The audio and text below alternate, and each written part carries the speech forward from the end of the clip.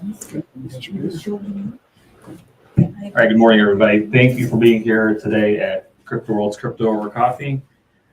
This morning, we're going to be talking about voting smarter with Terry Crandall. And Corey's going to moderate this conversation. But yeah, Crypto World, we do this every single week. We have Crypto Over Coffee, and we usually have a guest speaker that speaks about specific topics. And today, I'm very interested in hearing from Terry on what they're doing with VotingSmarter. So, Corey, thank you for leading this. But if anybody has questions, I'm sure the crowd here will ask some questions. Hey, Terry. Hey, good morning. Good morning. So I was very much looking forward to this one. Ultimately, whenever we were looking at the schedule, Jeff and I coming back from Phoenix and thinking about who would be a great fit, ultimately with everything going on with VotingSmarter and how meaningful it is to the Web3 space, I think it would be refreshing to kind of talk about how you can really create impact and to bring in one of my favorite impact projects, which is, obviously you, VotingSmarter. So Terry, for those who don't know what VotingSmarter is, which I'd imagine is the vast majority of the audience here, what is VotingSmarter before we kind of deep dive into who you are, how this all started, and kind of, why it matters? Yeah, thanks. I'm really excited to be here. I've got my coffee, first pumpkin spice of the season. And 'tis the season. It is. So VotingSmarter is all about giving access and influence to politics that usually is only available to the super rich. We're a nonprofit. We started in Web 2, and we help educate voters. We help them find the candidates that match their values, and we help them find the brands that are using their money to buy politicians that match their values. So we're basically trying to we've looked at politics and we've said, okay, there's a bunch of problems with it. Why do those problems exist? And it's incentives, and so we're going to attack those incentives. Yeah. So you said something that has stood out to me, as you know, because I keep repeating it over and over and over again. Whenever you're on the podcast, you talked about the single mom super PAC and just ultimately this larger problem. If you would do everyone in the audience a great service and kind of underline what the huge problem in politics is and kind of the punchline of the single mom super PAC, where that all came from. Yeah. So there was an interesting study out of Princeton. Sorry, guys, I'm an economist. So if I bore you, just drink some more coffee. There was an interesting study out of Princeton that did this longitudinal study over the popularity of laws versus the probability they'd get passed. And I'd love to draw you a graph, but basically, simply put, there was no correlation between whether a bill was liked or disliked to whether it was passed. About 30% of well-liked bills got passed and about 30% of hated bills got passed. When they adjusted for income and they took the top 10% of income earners in the United States, the correlation was close to about 80%, right? And so when the wealthy didn't like a bill, it never got passed. And when the wealthy did like a bill, it had about a 75% chance of passing. So they've sort of proven with math what we all feel and know is that the golden rule applies to politics. And that's whoever has the gold makes the rules. And so growing up, my mom and I were political, but we didn't have any money. And so we never donated a dime to, one of the people running for president or city council or anything like that. But I know that, after learning everything I have and doing all the research I've done, we spent a lot of money on politics, right? Every time we bought Stouffer's lasagna or Paul Mitchell hairspray, right? Those entities were using our money to conduct politics. They were buying politicians. And so I came up with this idea for the single mom super PAC, because that's what I had. Shout out to Linda, rest in peace. And it's this idea that you should know where your money's going and what it's doing in the world. And so that's why we built this Chrome extension that sort of shows you that. So to talk about that a little bit more for people who might be unfamiliar about, let's say, the power of lobbying, perhaps if you want to unravel that just a little bit more. Yeah, sure. So some not so fun facts, right, about how our government works. Let's say Corey runs for office. We all could see it. Let's be honest. Congressman Fecco from Missouri, the junior congressman. I don't know. And so when Corey gets elected and he goes to Washington, yay, I'm going to go make change. I'm going to go support crypto policy. And he gets there and he goes to the leader of his party, whatever that might be, and says, hey, I'd love to be on the technology committee because I'm all about technology. And the party leader would say, hey, Corey, that sounds great. Yeah, you'd be a great fit on there. That's going to cost you $200,000. So committee seats in Congress are for sale. And the way that, let's say Corey spent all his money on his campaign, there is literally across the street from the House offices on Capitol Hill, there's another building that houses the DCCC, the Democratic Congressional Committee, and another building that houses the Republican, okay, you know what I mean, Congressional Committee. And there are literal cubicles with telephones that you go dial for dollars like it's a telephone. And you have to go raise the money to get your seat. So the law, you guys are out there in Missouri, right? Did I say that right? So and I worked on Capitol Hill in between my first and second year in grad school as an economist intern, and we went up to the Hill and we met with the chief of staff for the head of the Farm Bill. So I'm sure you guys are familiar with the Farm Bill and the subsidies and the taxes and the agricultural policy, billions of dollars worth of policy. And at the end, it was Q&A time. And I said, hey, how many economists do you have working on the Farm Bill? And I sort of stumped the chief of staff. And he's like, well, we share Bill with Ways and Means. So they had half an economist working on the Farm Bill. And then he's like, yeah, but the corn lobby's got 100 economists. The sugar lobby has a whole floor of economists. And what I learned in that moment was that our government didn't write the Farm Bill.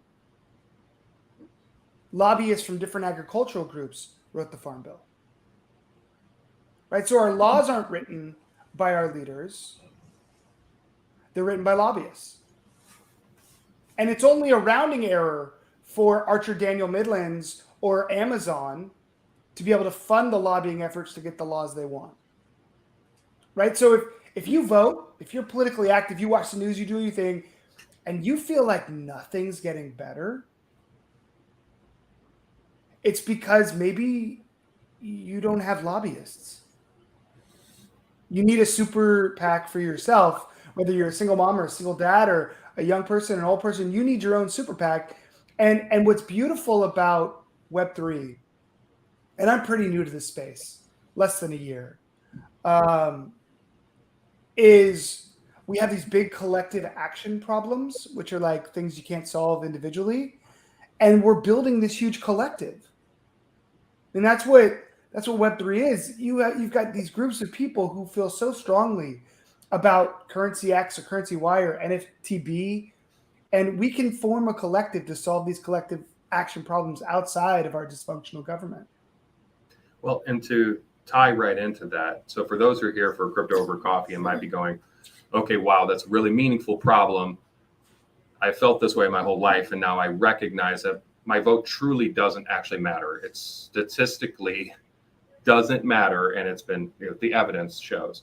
But lobbying matters, and lobbying creates the bills. Lobbying passes the bills because people have to raise so much money and constantly fundraise if you're a politician. Okay, that feels overwhelming. Okay, but what's that have to do with crypto? So how does all of this with what VotingSmarter is doing tie into Web3 and with crypto and perhaps with NFTs? Yeah, look, I don't know if you feel this way, but I feel like the information I receive is controlled. And I feel like everybody has their own confirmation bias controlling where they get the information, right? We want to feel right. And so we go to the sources that make us feel right. It's just human nature, psychology. Web3 is a completely different place. And it's virgin ground. It's like Tom Cruise going west, right? In that Far and Away. There's so much freedom there, and it's also populated now with people who are skeptical, people who are looking for answers because they see big problems, and so we think Web3. We're dropping an NFT on election day, and we want to build we're sort of designing and building a space in the metaverse for political discourse. And we think Web3 is sort of the frontier that could fix this, right? It skews to people who are savvy, and it again is free of a lot of the norms that exist in today's society. And so and it's a really amazing way to create action across a disparate population, right? So you can be anywhere and watching us right now, or on, in Decentraland or Sandbox, and be interacting with people, or in Discord, right? And so it seemed to us the perfect way to build a community, because that's what we need. Before, look, the pennies per hairspray that go to politics, those need to add up over time. You're not going to make a difference tomorrow by just changing where you buy two things, right? And it's not going to be just you and I or everybody in the room if I've sold you on downloading our Chrome extension, yay. But it's going to take a lot of us. And I just think that Web3 there's a common thread that seems to be sewn through every person I've met in the space that makes them open to these ideas and wanting change. And so that's why Web3.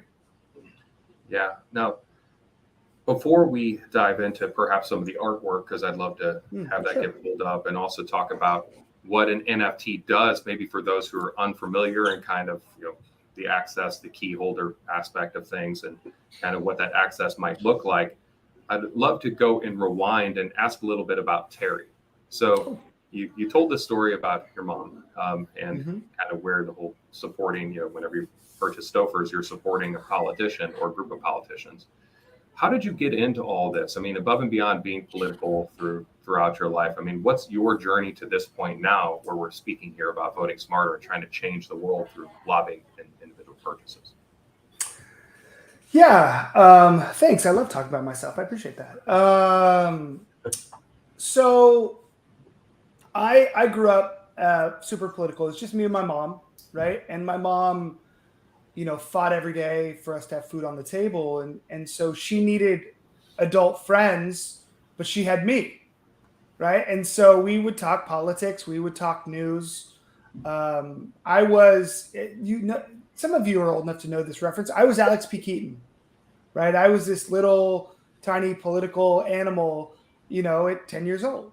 And so I've always been involved. And I remember watching the Judiciary Committee hearings during the Clinton impeachment. Like, I loved American history and politics.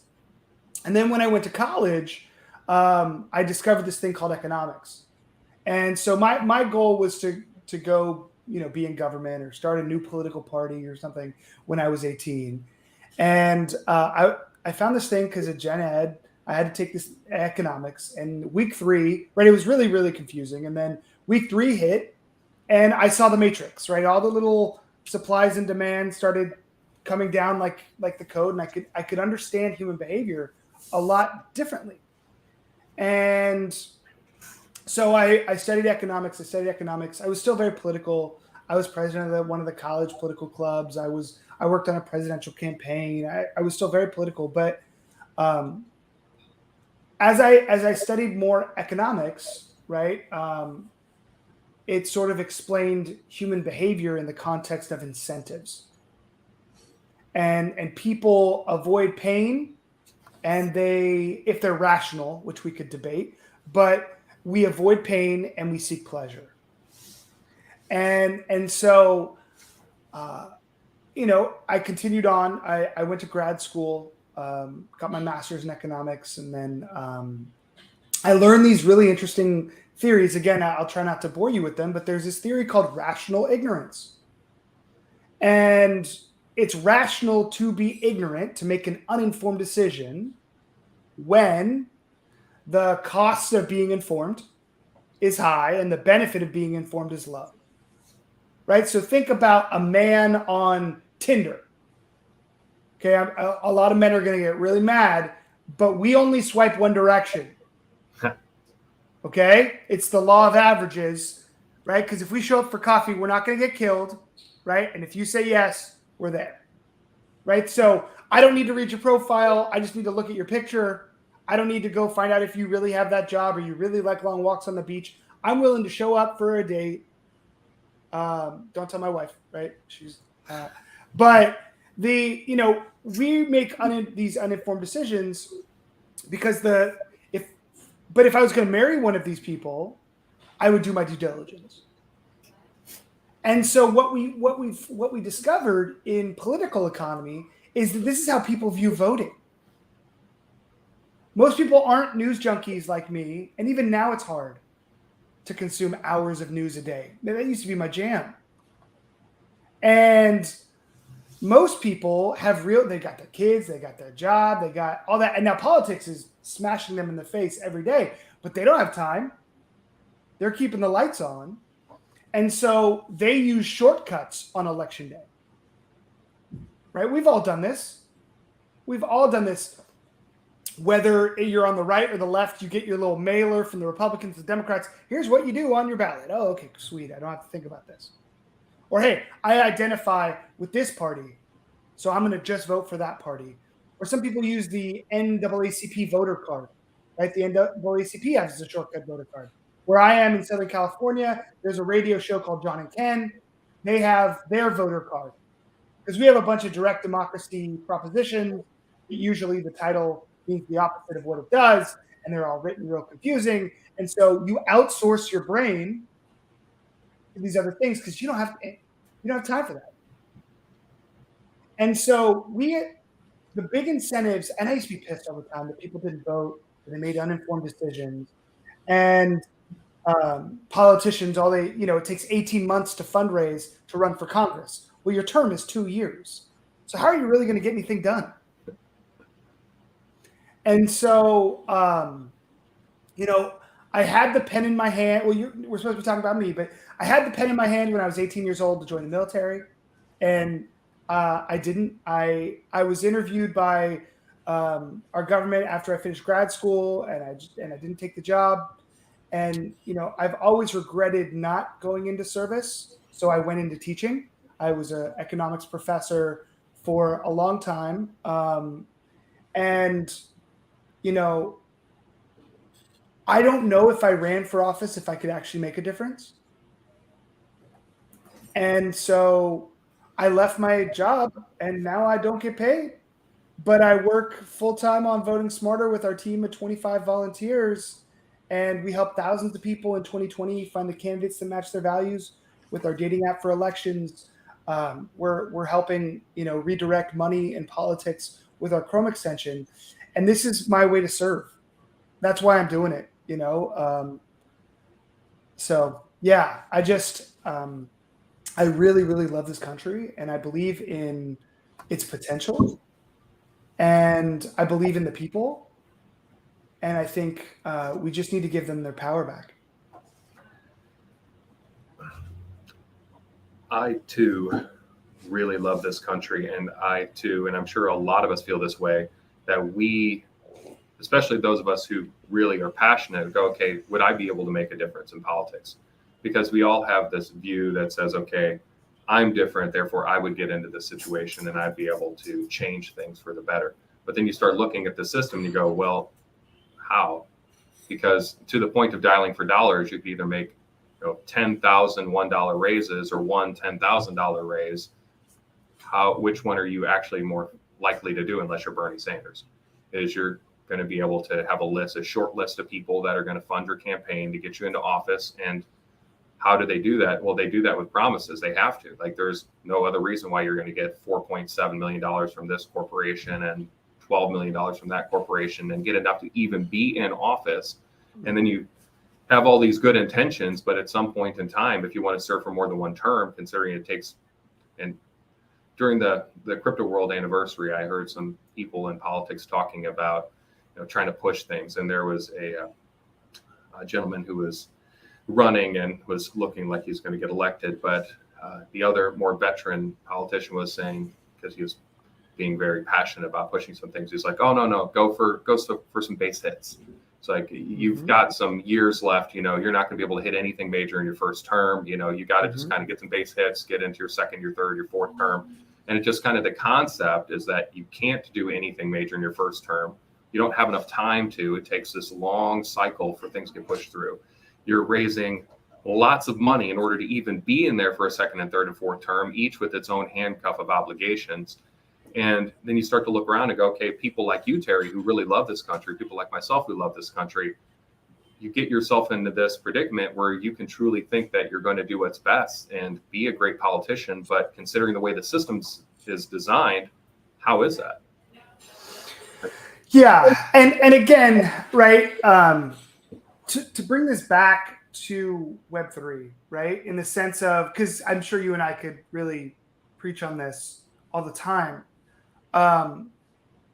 This feeling like the system doesn't work for me is why Bitcoin exists. Amen. Right? Look at the level of inflation. So in California, do you know what our governor just did? He said, man, inflation's really bad. You guys and gas prices are really high. You know what we're going to do? Not suspend the gas tax. We spend $1 a gallon on taxes, right? Not suspend the gas tax. He said, I'm going to give everybody $1,000. So if you don't know how inflation works, again, nerd, right? The more money you dump into the system, the more money chasing after the same amount of goods, the more inflation you have. And so this skepticism of central banks, this skepticism of a currency used for political gain throughout the world, throughout countries all over the world, is what I've always thought was the germination of Bitcoin. And the transparency of Bitcoin, both the anonymity and the transparency given to you, and the lack of control. So I've been in some really interesting talks with members of the Fed, or there's something called the Shadow Open Markets Committee. It's not as dangerous as it seems, but it's a group of economists that are very skeptical of the Fed, and they interact with the Fed. They write critique papers and things like that. And so the Fed is working on its own cryptocurrency right now. There will be, these authoritarian regimes throughout the world are going to limit cryptocurrency, right? We already see it in China. And so, think about in Iran right now. I don't know if you know this because it hasn't been that widely covered, but there are massive protests for equality of women in Iran. And imagine what cryptocurrency can provide them versus the standard coin of the realm and government-controlled commerce, right? And so, whether it's revolution or freedom or this disconnect from government politicized currency generation, right? Cryptocurrencies are sort of our, if done right, our way to sort of end the Fed, right? Like if you like Ron Paul or Rand Paul and you want to audit the Fed or end the Fed, crypto is what it's about. So I'm really excited about just people. Again, it's the market putting pressure on the world from the bottom up, right? Bottom up, bottom up, bottom up. That's what I love about Web3, right? It's a bunch of upstarts. Now, look, there's plenty of snake oil salesmen in the NFT space. There's plenty of rugs. I had a great idea for an NFT. It's just pictures of rugs, right? And maybe you put faces on them. I thought it'd be hilarious. But yeah, I think if you can find the right community, right? I'm in a couple NFT projects. I'm not a prolific investor. I run a nonprofit and don't get paid. I can't buy an ape, right? So, but I look at really it was Discord and being inside Discord with these communities of people all over the world who don't know each other, who were hyped about a JPEG. And thinking, now look, there's plenty of people hyped about a JPEG because they're hoping to flip them. There's plenty of people, the projects I'm in are all sort of like social impact projects because that's, my interest, right? Like the first project I bought an NFT for, it's called Beatheads. It's run by a bunch of cool people. One of them is a friend of mine from high school, Aloe Black. So I was just in it to support him. And they gave 25% of the proceeds went to music education charities. And so we raised like $400,000 for music charities. It's a big deal. Another one is Praise Pals, and they're all about trying to create their own currency and helping people and being positive. And so that's cool. And so like, for me, I'm not a traditional NFT buyer in the sense that I'm a flipper. I'm trying, I'm sort of a hodler, right? Hodl, right? And so,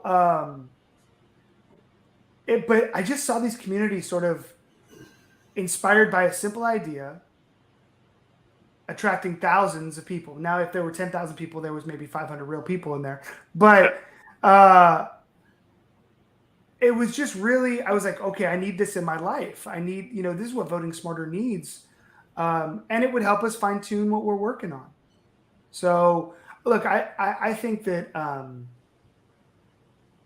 the Web3 space to me or Discord feels like the pub in the musical Hamilton, right? There's a bunch of people in there drinking, commiserating, complaining about how things are outside the pub and how bad the British are. And there's a few people inside the pub who are like, well, let's do something about it. Yeah, I think, as you know, Terry, because ultimately how we got connected was through the DOI. And my background is all about social impact in Web3 and figuring out how to solve humanity's most challenging problems, or at least to help the cause. And I think a lot of people don't even recognize that an NFT can actually go and help solve amazing, challenging, difficult problems. They see it as a JPEG alone. They don't see, for instance, to take the example of what's going on in Iran. So for one, there are decentralized internets that are distributed along a blockchain. So basically they're supported by not a central agency, which means that they can't be taken down as easily without brute force. That would allow for people to interact back and forth, even whenever everything's being censored and being shut down. So if Web3 is slightly more mature and that was already accepted in Iran at this point in time, they couldn't be censored. On top of that, you talk about Bitcoin and you talk about even other crypto assets. If Web3 was a few more years along, then you also couldn't censor the flow of money. So you can't censor what people are saying or where people are putting their resources. And that allows them the opportunity to leave the country, to seek support, seek asylum. But right now, because Web3 is still a few years away from being adopted at that level, they don't have those things. And so you go, okay, why does Web3 actually matter? Well, it's bigger than Bitcoin. Bitcoin was this catalyst, and it's beautiful and amazing, and it's crypto gold, and that's fantastic. But I am equally, and I dare say to a Bitcoin maxis, more excited about what an NFT can do. and why that's relevant and what happens whenever we decentralize our economic models and create decentralized communities, and we create our own sets of decentralized rules and figure those out. Like, for instance, one of my favorite projects above and beyond VotingSmarter, of course, is crowdfunded cures. And crowdfunded cures is all about a pay for success model. So working with insurance companies to basically pay for success if they can solve a $100 million problem. Like, let's say that there's a cancer that's costing them a lot of money, but you can solve that $100 million problem with off-patent drugs. Then you have that have been proven to already solve that problem that pharmaceutical companies won't pick up. Because once they go off patent, they can't defend those patents, and they also cost a lot of money to go through trials. But at the same time, there is still a financial incentive there. So you have an NFT, and their NFT drop is going to happen before too long. Michael Pierre Price, a friend of mine, it's gorgeous artwork for it. It's just, I mean, we're talking $1 million artwork. And they're going to be raising capital and using the NFTs not only for access to the community, but also to raise funds so they have enough money to do trials for the pay for success model. And, and that's just like, and then tying that full circle into VotingSmarter, I'd really love for you to pull up the artwork and then talk about like what you visualize the NFT meaning, in the coming years for an NFT holder for VotingSmarter, and kind of why you think that matters. Sure. Let me share my screen.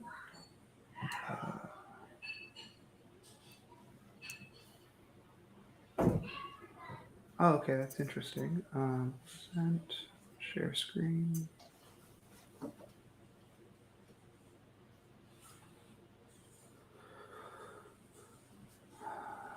Let's go. There we go. All right, so this is sort of a draft of our early mint site. Can you see the characters that we have here on the screen, Corey? Oh, can now. Awesome. And so these are the cities.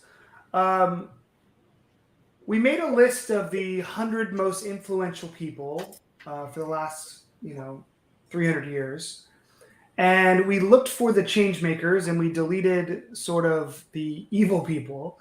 And some names stood out to us for our first sort of set of NFTs. And so we've got George Washington, Rosa Parks, Mahatma Gandhi, Mary Curie, Nelson Mandela, Sojourner Truth, Martin Luther King, Susan B. Anthony, Abraham Lincoln, and Harriet Tubman.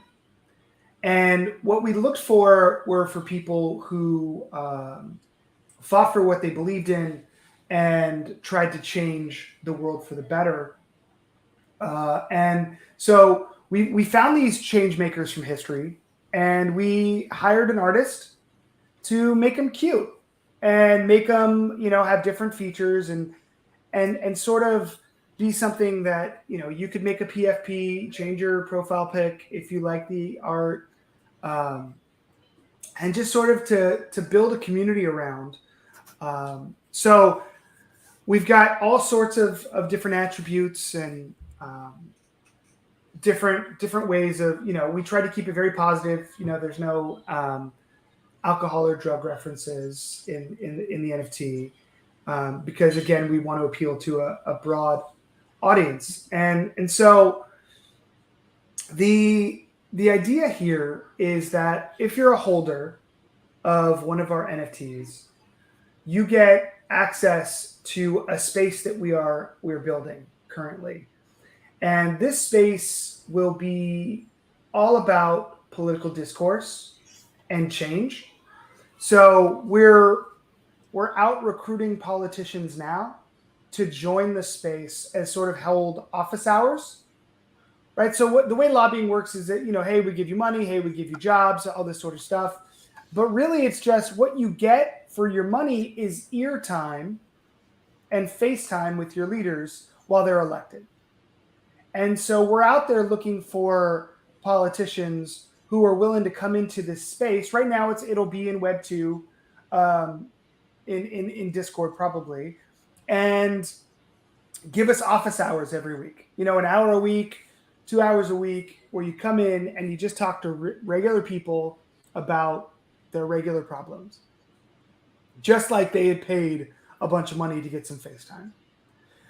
It's also a space for you to have conversations with people who have ideas on how to fix things outside of politics, inside of politics, with each other, about why you believe what you believe, right? So we're in this period of hyper-partisanship, and nobody asks each other, well, why are you pro-choice or why are you pro-life? They just say, oh no, you're killing babies or you're taking women's rights away, so therefore you're evil. And the truth is, most people want to live in a safe place with good jobs, a stable economy, where everybody's treated equally. I mean, that's pretty much where most people want to live. And so understanding why people believe what they believe, I think, is what's missing. And we've allowed ourselves to put on a jersey. We've been persuaded that we should be on teams. And so when you talk to people on the other side, and you can find constructive conversations, I think it'll open people's mind a little bit to each other's ideas. So we're building this space. It's designed to be ultimately in the metaverse. And so holding one of our NFTs gives you automatic membership and VIP experiences to that space. So that's the access component, right? If you remember what I said we do at the beginning is we try and give you access and influence in politics. So the access perspective is access to thought leaders and politicians and other people inside at first Web 2 and then Web 3. The influence side is inside that space. Obviously, you can influence them. We're toying with the idea of creating our own micro lobbying platform inside of it, where you can donate either the coin of the metaverse or actual crypto to campaigns and interest groups inside the metaverse, if that's something you wanted to do. There's a learn to earn model inside the metaverse. The more time you spend there, the more information you consume about different political perspectives or different laws or how lobbying works, the more you earn. The more time you spend listening to people stand on a soapbox and tell you what they believe in and what their solution looks like, the more you earn, the more your ideas get upvoted by the community, the more you earn. And so you can use that currency of the realm to, support different causes that you care about. Other ways we're maximizing people's influence. So if you do go to the web store, the Chrome web store today, and you download, you search VotingSmarter, one word, and you download our Chrome extension. It's currently our MVP, our minimum viable product. We've got about 120 brands in there. It's free to use. We match you based on 14 issues. It's really our first approximation of what we want to do. And so at the beginning of next year, depending upon how these NFT raises go and how our user base grows and our community grows, we hope to be launching an updated version of our extension, which if you are a holder, you'll get the paid version for free. So as long as you're a holder, you get the paid version. The paid version is going to be about $5 a month. It'll track sort of your influence, how you've redirected your spending. It'll give you access to be able to donate some of that, some of the money we make through affiliate revenue to interest groups aligned with your beliefs and increase your impact. And it'll give you access to more in-depth questions so you can really fine-tune what you're trying to do and what you're trying to influence with your shopping. So that's sort of what we envision for our holders, and it'll maintain the value of the NFT, right? There's a monetary value. We're looking at selling these for around $30 US, whatever that is in Ethereum, come election day. And we're going to start with George Washington. We have enough art to make probably 30,000 NFTs using all 10 characters. We're going to start with George Washington, and we're going to, sort of test the market. It costs a lot of money to market an NFT, especially in a bear market where people are very skeptical of product or projects. and money's tight. We're in a period of stagflation, which means inflation and recession. And so it's not a great time to ask people to spend extra money on stuff. So we're going to start just with George Washington. We're probably going to sell 1,776 of them. You can guess why. And sort of try and find those super users over the next month and really grow our community and listen to them about how they want us to grow and what they want from the public space. And eventually we want to launch all of these characters. And even more than that, I'm gonna stop sharing now. Eventually, we think NFTs are a really great way for all nonprofits and causes to raise money. So right now, there's a couple platforms out there designed for politicians to fund their campaigns using NFTs. Like one of them is called Electables. But Electables is it's designed around politics, and it's really about having a CRM to manage donors, and it's really expensive. We want to democratize sort of the use of NFTs for nonprofits. We want to collab. We're in talks with several other projects to collab on an issue they care about and make some art together and then fundraise for an interest group, right? Or where we keep a little bit to maintain, create a DAO around that issue and fund that DAO, and the community says, okay, it's all about the environment, so we're going to give to the Sierra Club, or it's all about gun rights, and so we're going to give to the NRA, or all these other groups. And so where you can basically vote with your dollars and get a JPEG, and then you can show, hey, look, you can put your politics as your PFP. Right? You can sort of vote with your crypto wallet, and you can sort of show the world that, hey, look, I'm on the ground floor of this movement. So that's what we look forward to, sort of helping. Once we figure out what we don't know about NFTs, once we have a couple of successful drops, we'll start doing these collab drops with other groups. And because VotingSmarter, we like to think we are unbiased. I think that's probably impossible, but we're as balanced as I think it is possible. Whether it's on our team, how we phrase stuff, we don't care what you believe. We don't think, as individuals, I'm sure everybody on their team does, but as a company, we want to make sure if you love gun control, we're going to find the brands that love gun control. If you love guns and you hate gun control, we're going to help you find those brands as well. We're not just on one side of the issue. And so most other resources like this, or even close to this, are political themselves, and they're on one side. So we think the NFT is a cool way for you to sort of wear your activism on the screen, just like people changing their profile pics to a black screen after George Floyd was killed. And I think it's a cool way to little micro protests or that you can do with an image. And so that's why we're looking at NFTs. It's a good gate to our products. It's a good way to sort of build a community.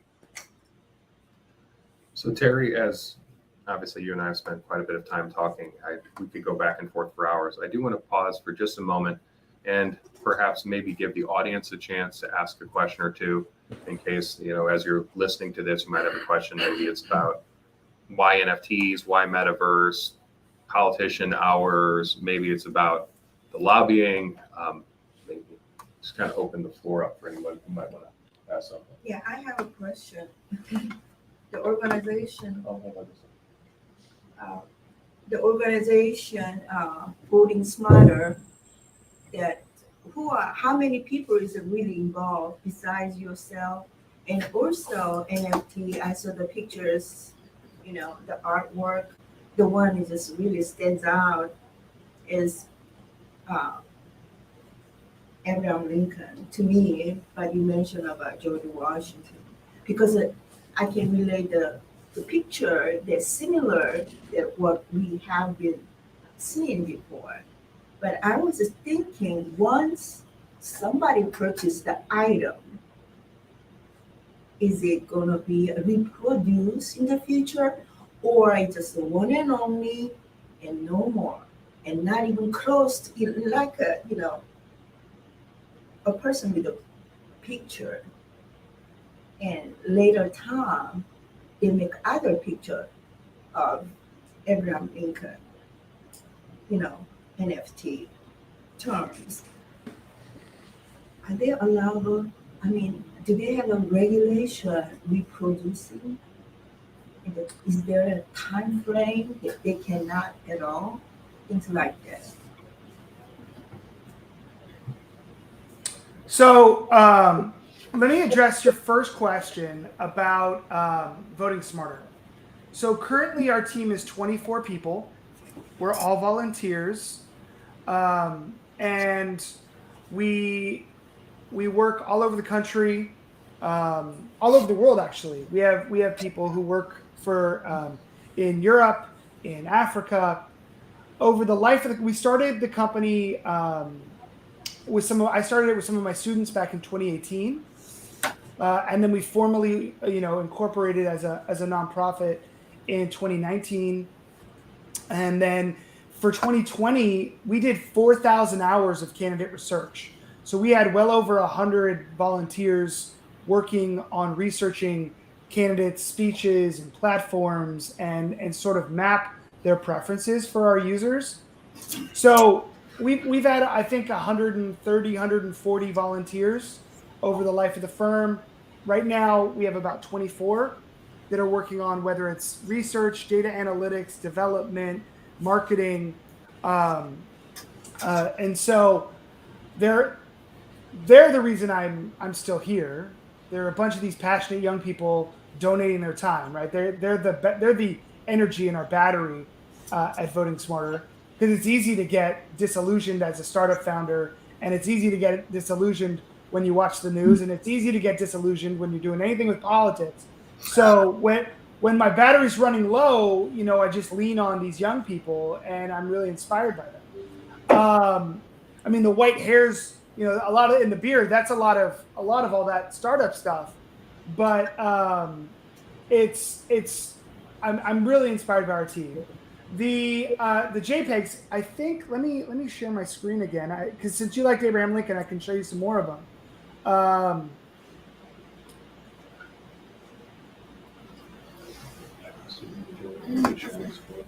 So these aren't the actual generated ones, but these are different combinations that we could have that the artist just generated using our layers. So He's got it. Can you guys see Honest Abe with laser eyes? Yep. Yeah. Okay, so the idea of who owns the JPEG, we plan on giving our holders the fair use of these JPEGs, right? They can use it as they will, but also retaining some ownership so we can use it as well. So I envision a lot of these characters making it into political commentary sort of cartoons in the future. The content we produce, apparel that we produce, and so there's different ways that I think we can use these to bring awareness. And we tried to make it somewhat fun, not too serious, but recognizable characters. And so the idea between the ownership and where we're going to see these images. So what we're hopeful is that people are so passionate about our project, they make it their profile picture on Twitter and Instagram, and just like they would their Bored Ape, and that it will drive up sort of the value and interest in VotingSmarter, and help us grow our community. We think they're shareable enough, but as far as we don't have plans for any sort of animated series or things like that. And I'm not sure I'm answering your question there, but the art is going to be owned by the holder of the NFT. So if they want to make T-shirts, if they want to make Abraham Lincoln bubble gum, if they want to use that, now we're that's up to them. We're going to ask in sort of the licensing agreement, that's posted on the site, that you use it tastefully and to not discredit VotingSmarter. But other than that, freedom is freedom. And, VotingSmarter retains the right to use them as well for marketing. And also, too, for those who are less familiar, NFTs have their own validation system because the entire transaction of the NFT, its whole history is on the blockchain. So what that means is that you can verify whether or not somebody actually owns that specific NFT, which is why it's so good as a key to enter a virtual space. Because if you don't have the key, like you could copy the picture, but you can't copy the ownership. You can't copy the contract code that says, okay, that's actually yours. And so for people like, let's say, for instance, like Block or Twitter, they have these mechanisms now where they're integrating with different types of, validating NFTs. And so like Twitter now, that's a new thing you can do is validate whether or not you have the NFT holdership. You connect your wallet and they verify, yep, you own the actual NFT. It's not just a picture you put up there and you're not getting a blue check mark around it. But as far as copying a picture, a JPEG, yeah, all day, every day. But NFTs in general, that's something that's afforded to them by the blockchain. And there's a lot of people working on making sure that if you're using it as if you own it, that it's very easily seen whether or not you actually do. So, which is across the board for VotingSmarter beyond. Yeah, it's sort of like if you bought an original painting and prints were available, or there were posters made of that painting. You've got the signed original by being on the blockchain, but there's plenty of people who might have that same image of Bob Marley up in their dorm room, right? That they paid $5 for at the poster fair. I don't know if that's still a thing, right? I'm just dating myself, but so I think that, yeah, look, NFTs. I don't think to the general public anybody's done a good job of really explaining NFTs. Because there's all this technical stuff, and most people in the crypto space are excited about the technical stuff. They're excited about the blockchain and all this stuff, and people are like, what's a blockchain, right? And so, we've actually found this really cool platform called Nifty Kit, and they actually will build the wallet for you. You can use your credit card to buy the NFT. You just pay some processing. And so we're trying to onboard new people to the space. We want to be an on-ramp into Web3 for people who are, into VotingSmarter and its mission, into politics, want something easy, not too expensive. Look, I would love for it to be January of this year and sell these for $300 a pop. That would be life-changing for VotingSmarter. So, That would sell, yeah. Sorry, I just handed the microphone, enjoying your talk. On the macro level, do you see any risk to the crypto space in general, politically? And if so, can you talk about that a little bit? Well, look, right. Plato said power corrupts, and Lord Acton said, absolute power corrupts absolutely. So anytime you inject politics overtly into a space, the powers that have control will feel challenged. So yes, there's risk, but you know what? Politics is already in the crypto space because unfortunately it's everywhere. It's in our NFL games. It's in our movies. It's in our books, right? These days we can't avoid it. We can close our eyes and ignore it, but states are already targeting this space because they can't control it. And so, as power gets centralized, even in these non-authoritarian regimes, control, right? We're the most powerful country in the world. We're the most powerful economy in the world for now. And what that means is we're afforded a bunch of luxuries, having hegemony in the world economy and in world power, right? We can print as much money as we want and not blow everything up, it seems. so far. We're coming up with that. But controlling your money supply is the number one tool of every government into influencing their economy, which is really influencing the outcome of elections, right? It's the economy, stupid, is the saying from politics.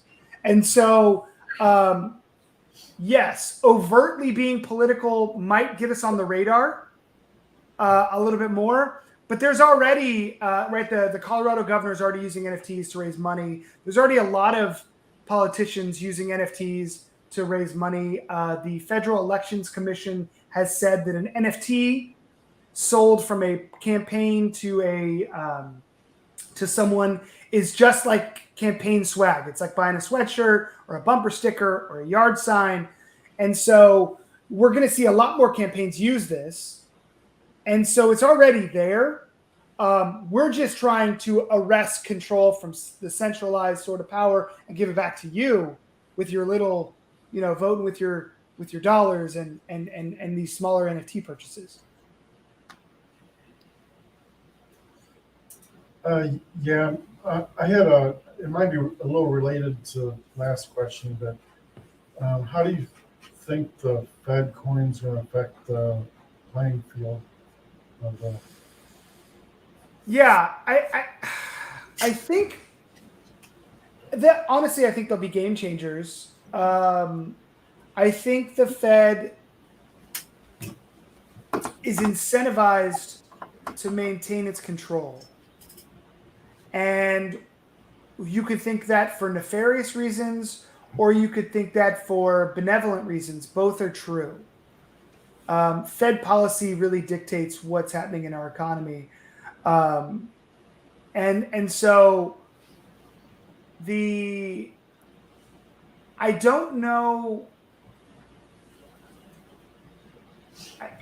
The early adopters of NFTs and cryptocurrencies, I don't think are going to be as taken with Fedcoin as say they are with Bitcoin. And so I think the Fed coins are going to they're going to go institutional, right? Because that's who owns them and that's who they own, right? The Fed is basically the main regulator of all banks. So if they say you got to hold X number of reserves in Fed coin, they're going to sell X number of reserves to big banks. And I think so are Fed coins going to be a building block or a stumbling block to other coins? Yes, the answer is yes. They're going to be both. They're going to be a effective substitute to riskier coins. But they're also going to onboard a lot of people to the blockchain with crypto wallets that now they can put these, unregulated coins in. And so I think it's a lot like bond sales. Yeah, if you want to loan money to the safest place, you loan it to the American government. But there's a lot of foreign bond sales. There's a lot of municipal bond sales, right? And so I think it'll be both a building block because it'll get more people on board, but it will provide look, I got totally burned by USDC thinking, okay, that's sort of safe for me to put in my wallet when I don't know what. No. So, but with the backing of the Fed, it'd be different. So, yeah, I think it's going to have both positive and negative effects. I don't know what the net effect will be.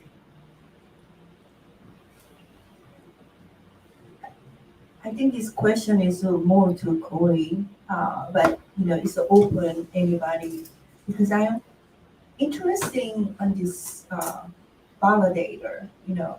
Like somebody is buying something or merger acquisition, and there is a specialized people. They go through the document and read and verify everything they claim is a check.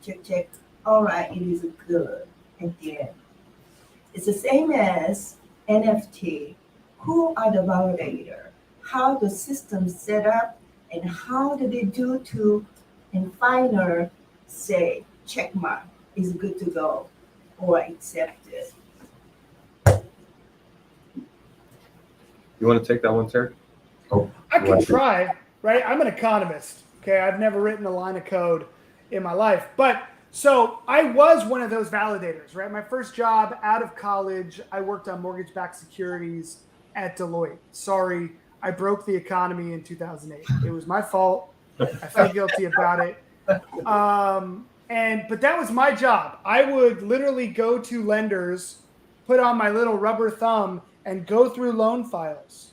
And I would check, okay, is the loan amount the same as what Morgan Stanley was told by the bank to buy these mortgage-backed securities, and right? And so I was the verifier. And it was long, it was hard, and there was tons of human error on my side, on my team side, and on the banker side.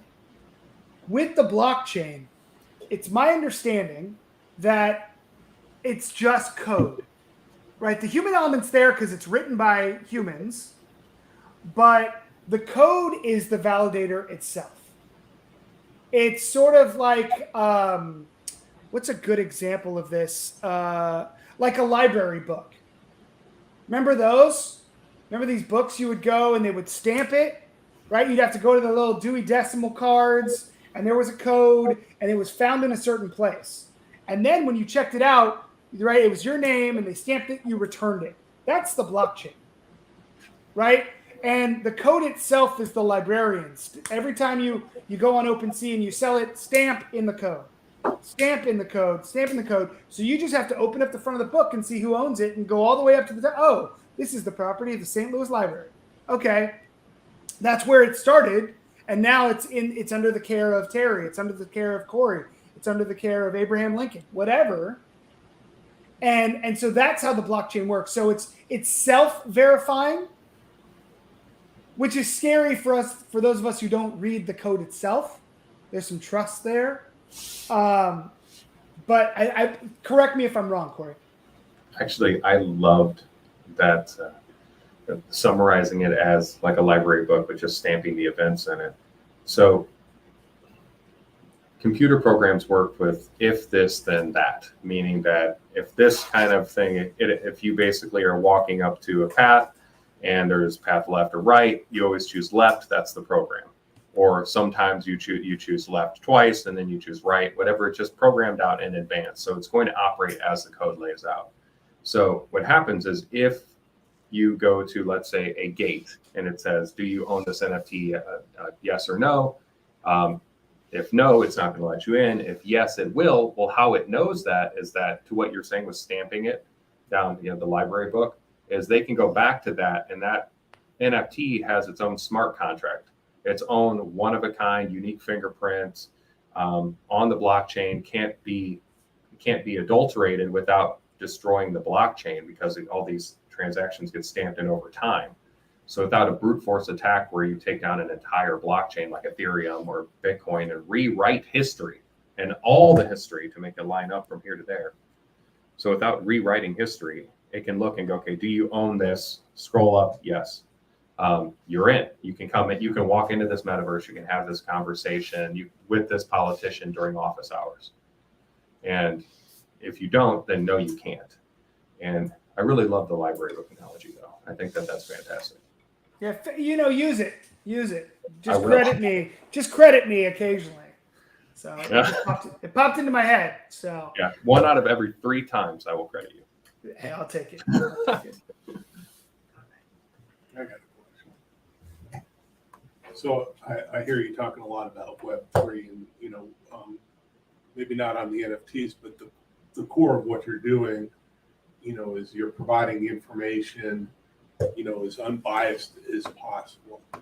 And one of the things I've noticed is from both sides, they think that their information may be not filtered right or presented right, or, maybe you don't get on the Google search for this or that. And when you say Web3, that sounds like a great opportunity to bypass all of the people on the others who may step in and say, hey, these VotingSmarter people, we don't like what they're doing, so we're not going to give them any search results. So with that in mind, the blockchain is an excellent place to put your information on, because it can't be it's censor proof. It's available to everyone. Eventually, do you see you coming out with a DApp of some sort on a blockchain so that your information can be delivered directly to the consumer without having to have some third-party arbiter who could or could not censor you? That's good. Hey, Good.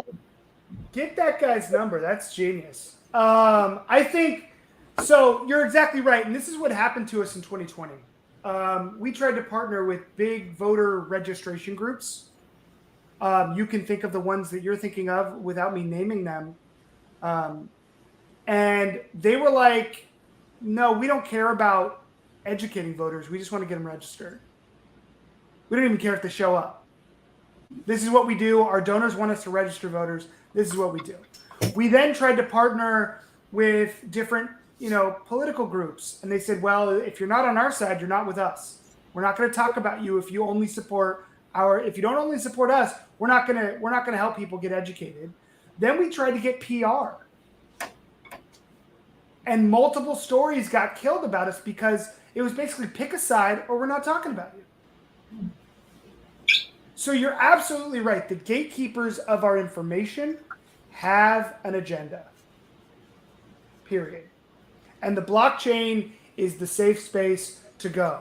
And I mean, I'm going to have to read more about what a DApp is, right? To be honest.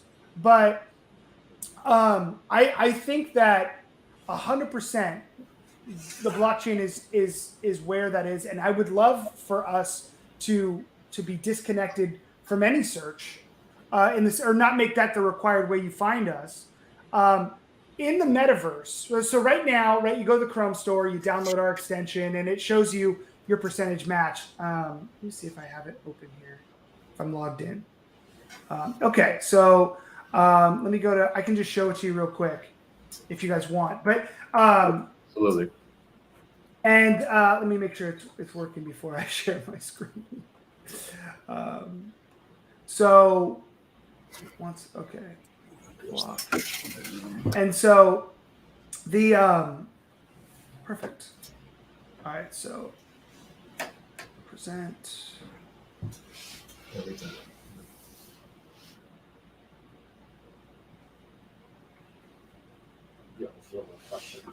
All right, so did you guys see the Target website? Mm-hmm. Cool. Yes. So right now we have to go through the Chrome store, right? Because we're a Chrome add-on, right? We work in Chrome and Edge, and so they could block us if they wanted to. And so you basically download the extension, you fill out a quick survey about what you care about and what you want to shop based on. And this one I just completed random for this account. And so if I go to Target's website, I see I'm a 59% match. Right? But if, let's say I was going to buy a book, then I should go to Barnes & Noble because I'm an 80% match with Barnes & Noble. And so, or I was going to buy, patio furniture at Target, I should go to Wayfair. Use a Costco. Yeah, Costco, let me see if we have it. Let me see. It's my favorite store. So this account, Set up random. we have it, right? We have it, and with whatever I answered politically with me, I'd be a 63% match. And look, the truth is, my wife, right? We have young twins, and my wife is. How do I turn this stream off? My wife is like, I don't care about politics. Can it be here in 2 days, right, at my doorstep? Because I'm just trying to survive, right? So, but what I'm thinking is, based on what you said, yes, we could get blocked by these stores, or by the web stores, or by the app stores, if we threaten their political power. And so that the blockchain's very powerful in that. And in our metaverse, imagine a shopping mall, right? That you could see where there's the pro-gun or the anti-gun companies, and buy stuff in the metaverse from them, as well as, buy stuff in real life from them. So we could actually build a version of our shopping tools in the metaverse. So that's a way to interface with it. So it's not tied to any of these app stores where it can be censored. So 100%. So Terry, we've got a question online. Okay. Tommy Aspenshield, he asks, does the VotingSmarter extension score the individual product as well as the retailer? Not yet. That costs a lot of money, takes a lot of time, and it takes a lot of verification. So after 2020, we helped thousands of people find candidates in that same percentage match sort of way through like a Tinder for elections. You swipe left and right and up and down based on political issues. And we matched you with candidates running for president, Senate, House, governor. We had all this political data, and we saw that, right, nothing was really getting solved. People felt like their vote didn't matter. And our users were like, we care about money in politics. And so we tried to figure out a way to help people make sure their money went to the issues they cared about. And right, have their own single mom super PAC or college student super PAC or, single dad super PAC or whatever it was. And we started doing research on companies and their politics. So we looked at ESG scores, if you're familiar with that. We looked at DEI scores. We looked at their press releases and their corporate social responsibility people. And everything was so hand-wavy, unverified, self-reported. A lot of the rubrics and metrics used to measure diversity in the workplace were BS. Whether or not you offer daycare says nothing about who works at your company. The assumption of offering daycare is that more low-income people can work for you, and that's a fair assumption, or more single parents can work for you. That's true, but it's not a direct correlation with diversity, and we could all imagine that a company with one race of people, not diverse at all, might offer daycare and have a high score, right? And so it doesn't, we didn't like any of the metrics, and a lot of them were self-reported. And so we were really sad that we couldn't map people to their politics with these companies. And then the light bulb went off. And it was like, well, there's objective data provided by the government of where companies donate their money. We spent 4,000 hours trying to create the most objective data set we could on where those candidates stand on these 16 issues, 14 on the extension. And so we just mapped their political donations to the candidates and what those candidates believed. So it's not that difficult to be transparent with how we did it. And it's not that easy to implement bias and have these companies BS us. Oh no, we made that in our sustainable factory. So until we reach some sort of scale, this is a very long answer to a very simple question. Until we reach scale and big brands know us, they're not gonna want us to audit their production processes or their donation history, right? Until they buy into what we're doing and we can prove to them that their customer lifetime value goes up when their political activity matches their ideal customer.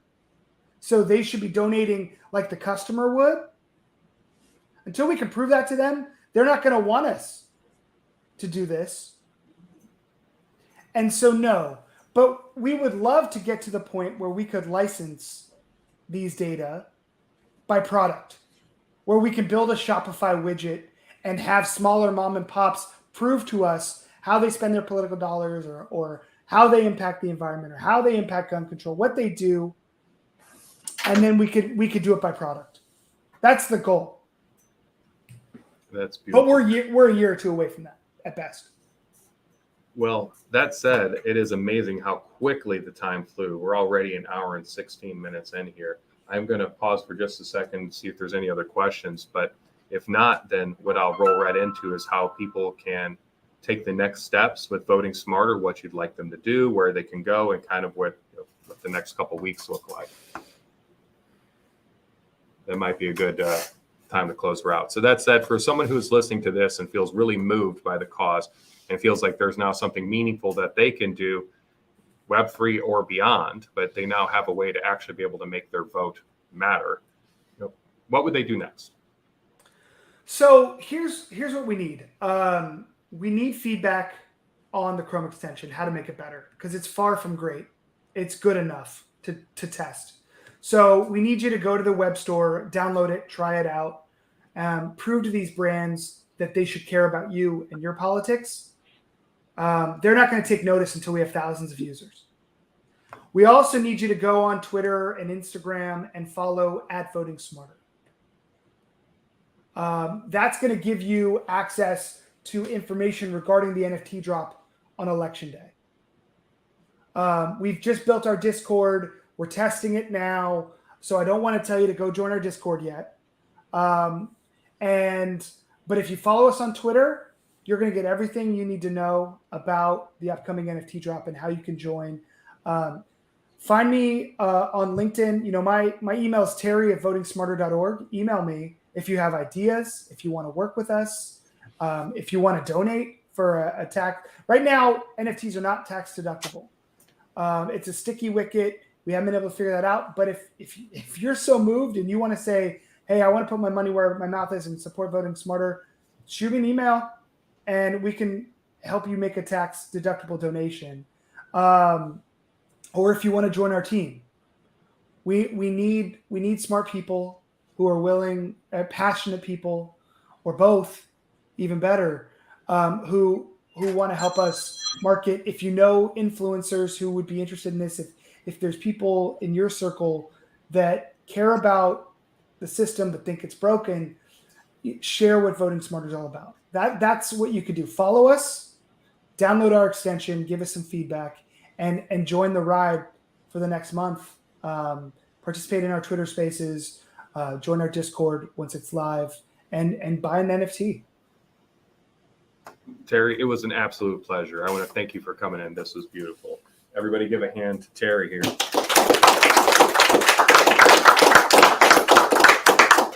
Hey, Jeff, you want to close this out? Yeah, Terry, thank you so much again for taking the time to speak to our audience here. We look forward to working with you in some capacity, but as everybody here knows, we have these events every single week, every Tuesday, and our goal is to help educate and also to help with adoption in this space. But as far as in any upcoming events coming up? Patreon is tentatively supposed to be this Thursday. This Thursday, okay. Patreon event this Thursday. Get hold of Jonas if you have more questions, but we'll email stuff out. But thank you again. Thanks for having me, guys. I've enjoyed this. Those questions were great, and I appreciate it very much.